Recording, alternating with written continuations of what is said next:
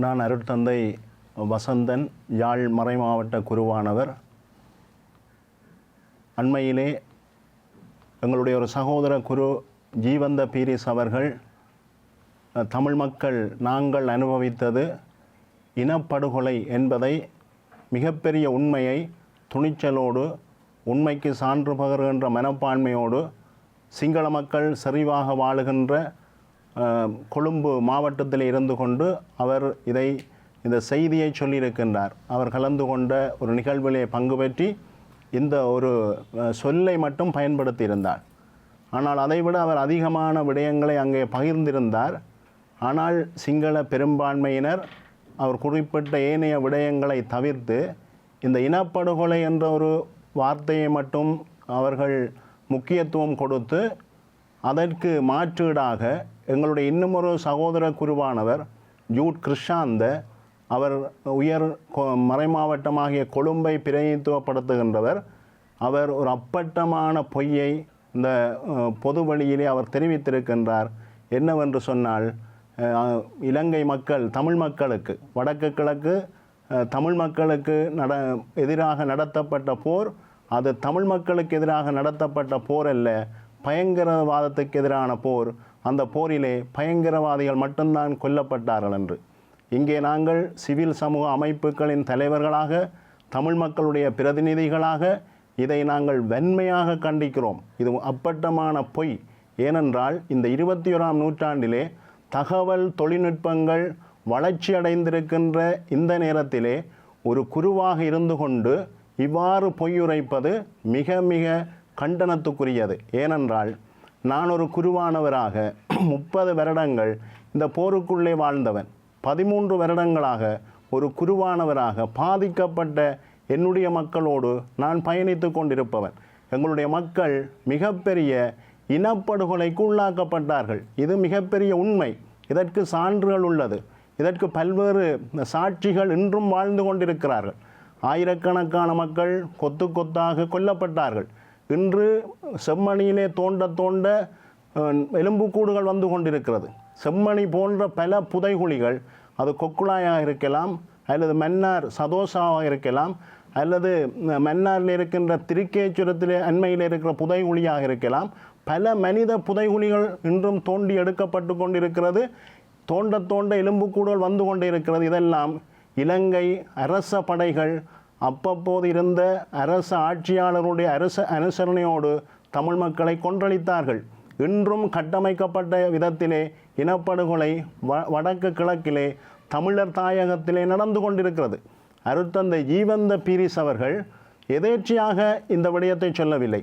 போர் முடிந்ததன் பிற்பாடு அவர் வடக்கு கிழக்குக்கு அவர் விஜயம் செய்து முள்ளிவாய்க்காலிலே பாதிக்கப்பட்ட மக்களோடு அவர் கூட சீவித்து அந்த மக்களுடைய அந்த துன்பங்களை தாங்கிக் கொண்டவராக உண்மைக்கு சாட்சியம் பகிர்ந்திருக்கின்றார். எனவே நாங்கள் எங்களுடைய சகோதர குருக்களை இந்த சிவில் சமய தலைவர்களாக உங்களை நாங்கள் அழைக்கிறோம். வாருங்கள், வந்து எங்களுடைய தமிழர் தாயக பிரதேசத்திலே நீங்கள் வந்து தங்கி இருந்து இந்த மக்களோடு பேசுங்கள். உண்மை உங்களுக்கு தெரியும். இதை விடுத்து நீங்கள் குற்றமிழைத்த அரசாங்கத்துக்கு உறுதுணையாக செல்வது நீங்கள் ஆண்டவர் இயேசுவையே காட்டி கொடுப்பதற்கு ஒப்பான ஒரு செயல். ஏனென்றால் ஆண்டவர் இயேசு உண்மைக்கு சாட்சியம் பகிர்ந்தவர். அவர் உண்மைக்கு சாட்சியம் பகிர்ந்தபடியால் தான் யூதர்கள் அவரை கொலை செய்தார்கள். இது மிகவும் மனவருத்தத்துக்குரிய ஒரு விடயம். இதை நாங்கள் வன்மையாக கண்டிக்கிறோம். இப்பொழுது ஆட்சியில் இருக்கிற அரசாங்கமும் பழைய பாணியிலே கைதுகளை ஆரம்பித்திருக்கின்றது. எங்களுடைய பிரதேசங்களில் அடக்குமுறைகளை கட்டவிழ்த்து விட்டிருக்கின்றார்கள். எங்களுடைய சைவ சமய சகோதரங்களுடைய பூர்வீக வழிபாட்டு தலங்கள் பௌத்த வழிபாட்டு தலங்களாக மாற்றப்பட்டு கொண்டிருக்கின்றது. அது கிண்ணியா வெந்நீராற்றாக இருக்கலாம், வெடுக்குநாரி மலையாக இருக்கலாம், அல்லது குருந்தூர் மலையாக இருக்கலாம். இவ்வாறான பல செயல்பாடுகள் இப்பொழுது தற்பொழுது ஆட்சியில் இருக்கிற அரசாங்கம் செய்து கொண்டிருக்கிறது. எந்த அரசாங்கம் ஆட்சிக்கு வந்தாலும் தமிழ் மக்கள் நாங்கள் இன அழிப்புக்குள்ளாகப்பட்டு கொண்டிருக்கிறோம். எனவே எங்களுக்கு ஒரு சர்வதேச நீதி விசாரணை வேணும் என்பதுதான் எங்களுடைய பெரிய அவாவாக இருக்கிறது. அதை நாங்கள் வலியுறுத்தி நிற்கின்றோம்.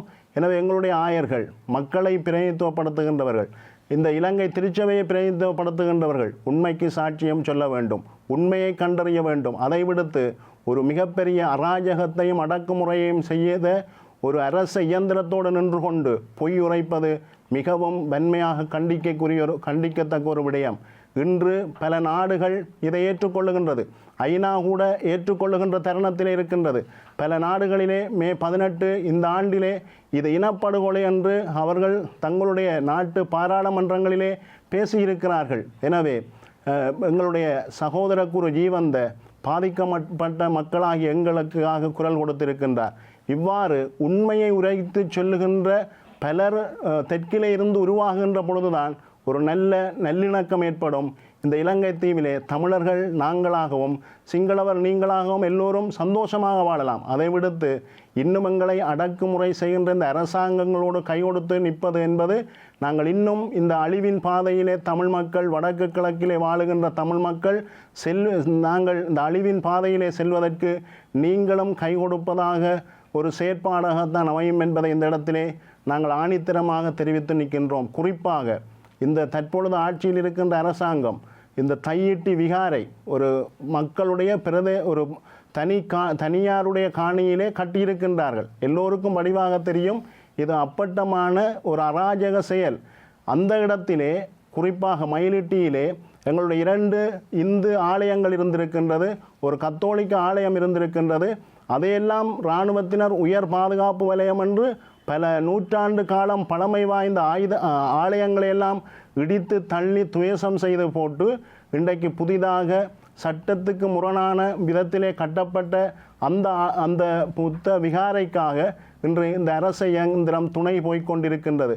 ஆகவே இந்த இடத்திலே இந்த இலங்கை தீவிலே 2 இன மக்கள் வாழ்ந்து கொண்டிருக்கிறார்கள். தமிழர்கள் சிங்களவர்கள் பல்லின ஒரு இந்த தேசத்திலே எங்களுக்கு இழைக்கப்பட்டது ஒரு இனப்படுகொலை என்பதை ஆணித்தரமாக நாங்கள் இந்த இடத்திலே கூறிக்கொள்வதோடு இதற்கு ஒரு சர்வதேச நீதி விசாரணை வேண்டும்.